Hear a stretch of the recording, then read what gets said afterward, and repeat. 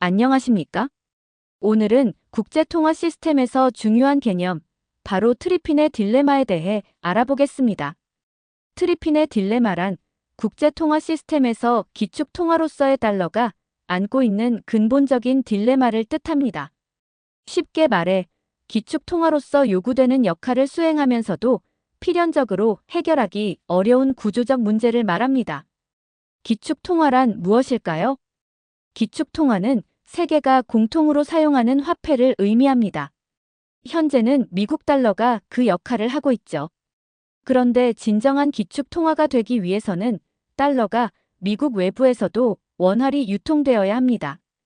이를 위해 미국은 달러를 해외로 수출하고 대신 재화를 수입하는 구조를 유지해야 하죠. 이 과정에서 미국 경제의 제조업 쇠퇴가 불가피해집니다. 왜냐하면 미국 입장에서 복잡한 제조 과정을 거치기보다 잉크 비용만 들여 달러를 찍어내고 그 돈으로 재화를 수입하는 것이 훨씬 더 유리하기 때문입니다. 이처럼 달러를 전 세계에 공급하는 과정에서 미국은 필연적으로 경상수지 적자를 누적할 수밖에 없습니다. 문제는 경상수지 적자가 쌓이면서 달러의 가치가 서서히 하락한다는 점입니다. 결국 기축통화로서의 달러는 수명을 다하게 되죠. 이는 과거 스페인이나 영국에서도 나타난 현상인데요.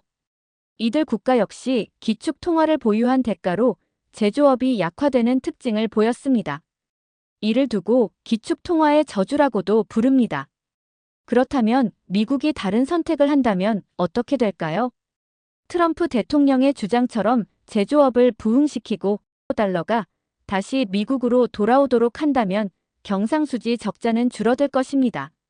하지만 국제시장의 달러 공급이 부족해지면서 글로벌 유동성 위기가 발생할 수 있습니다.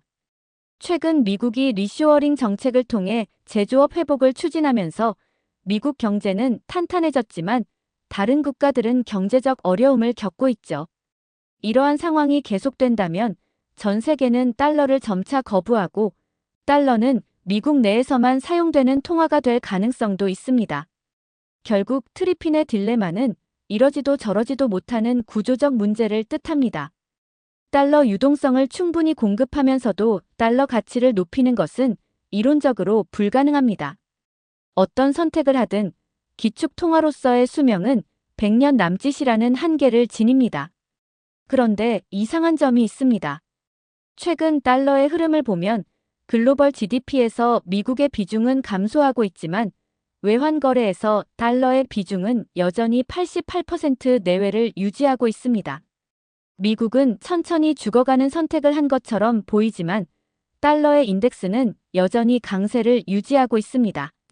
1944년 브레튼 우즈 체제 이후 기축통화로 자리 잡은 달러는 정말로 수명이 다해가고 있을까요? 아니면 또 다른 이유로 강인함을 유지하고 있는 걸까요?